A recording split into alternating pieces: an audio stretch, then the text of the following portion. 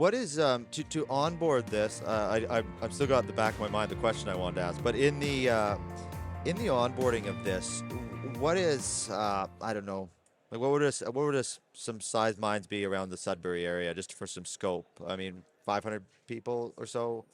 Like what would that size scale of operation to onboard that? Would that take a couple years, a year? What would it take if a company went, okay, we're ready to do this? Um, what is day one, 6 months in, 18 months in? What are those sort of steps that they're going to go through? That's a great question, and thanks for asking it. Because what happens normally is that when we present our platform to somebody new or somebody that's very interested, they see so much value Yeah. in what we bring to the table that it almost stops the project from happening.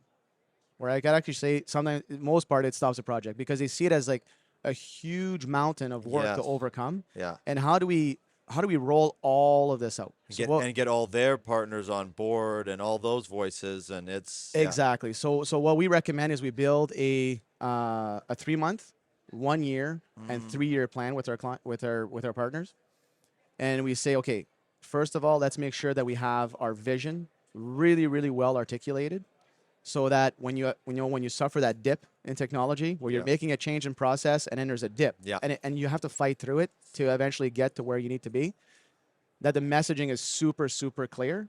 And the reason for why the painful process of change needs to occur. Yeah. So that's the first thing that we work with our partners on is making sure that vision, that statement is clear, because it'll support us through everything, right? Oh, it's so hard. This is happening. This change is rough. I want to go back to the old way of being. Why are we doing this? This is why. In sales training, you're actually they'll tell you not to use the word change, and you love the word change so much you named your show Change Itself.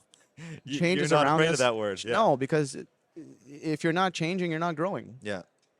It's that simple. That's it. Yeah. So what we do from that point is we then say, okay, what are the low-hanging fruit that we can execute today that is literally just, it's something that you're doing every day, Right. and we're just replacing in kind, right? Yeah. So that there's no real significant impact in what you're doing. You're doing it already. Now we're just going to do it this way. I'm going to jump in on this Yeah. question because was that day in 2019? Were you doing that, or has that process evolved, or did you understand that right from the beginning that you had to do that? Because it's Well, such a key part of the onboard. Yeah, it's something that was probably a little bit more blurry back then. That over the course of the past, 3 to 4 years has become a lot more clear. Yeah. You know, You've done it a few times. You know how to do we've it. had our stumbles, we've had our shakeups, Yeah. we've had our, reset meetings, Yeah. things like that. So we said, okay, hold on. We didn't have a clear vision. It fell apart. We didn't have, we took a too big of a bite in the first rollout. We should have rolled, Yeah. Yeah. So that's what we do is we take it in bite-sized, palatable, no different than what we do with the student workforce, right? We take it into bite-sized micro pieces that are easy to execute, easy to implement, or easier to implement. Yeah. And then we get buy-in. And then what happens is that we're always looking for that goal where there's a certain amount of push when you're putting in new systems or policies or anything. And then you're waiting for that moment where there's a pull. And then once you've got that pull, then it's a different job, because instead of trying to manage how you're pushing this through, then you're going to manage how you're controlling the pull.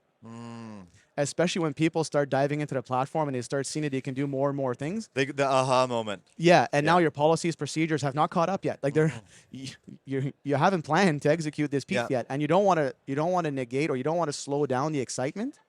But at the same time, you need to have a really good delivery. It's like, thank you for requesting this. We're going to put a plan in place. We're going to execute it by this time. And then once you got that pull request, then it's be ready to serve. Yeah. And so on. So then that leads to that second stage. You said there was 3 months, and then what was the second one? the 3 month, 1 year. 1 year, yeah. And then 3 years. So that 1 year, what does sort of a snapshot of that look like when they're onboarding? Yeah. So normally in the first year, what we try to, what we really work with our clients is that really, really embedding that culture of transparent reporting, right? Whether it's having the comfort to report on your pre-ops properly or your pre-task properly, or even just the positive recognitions, like having the freedom to say, Jerrod, you did a stellar job yesterday, and I was able to be successful today because of it. Thanks for being my partner. Let's go, right? And it seems so small as a movement, but the power that you get from that is unbelievable. And is the app letting the people know that this was done well and giving them the opportunity? Is it they're sort of setting them up for that? Exactly. We built it just like Facebook, right? Where you can give a thumbs up, a Oh, I see. comment. Like Okay. it's really the 360 approach to communication. Got it. Right? Okay. So now what happens is, you know, if you put yourself in the shoes of a CEO, now you're watching not only your leadership acknowledging the workforce, but then the Right. workforce acknowledging each other, the workforce acknowledging leadership back. And they're seeing it both ways. Holy smokes. Like Right. now you're seeing your culture cooking. Right. And now you know that you've got a really good place where you can start talking about different things they can do and it'll be receptive. So what do we do in that first year is build that culture where it's free to express, free to share, free to report hazards without repercussions, free to report incidences without repercussions, because it's all for a learning opportunity. Yeah. And from there, we develop action plans with the leadership to make sure that it's not just a voice that spoke and it went nowhere, that we've actually delivered on some of those requests. And then you start that wheel and the wheel starts moving, which will then propel you into your 3-year plan, which is having your whole plan, do, check, tax cycle in good motion, right? What we see a lot is many organizations are excellent. Like, and I'm truly, they're excellent at planning and doing. Lots of it.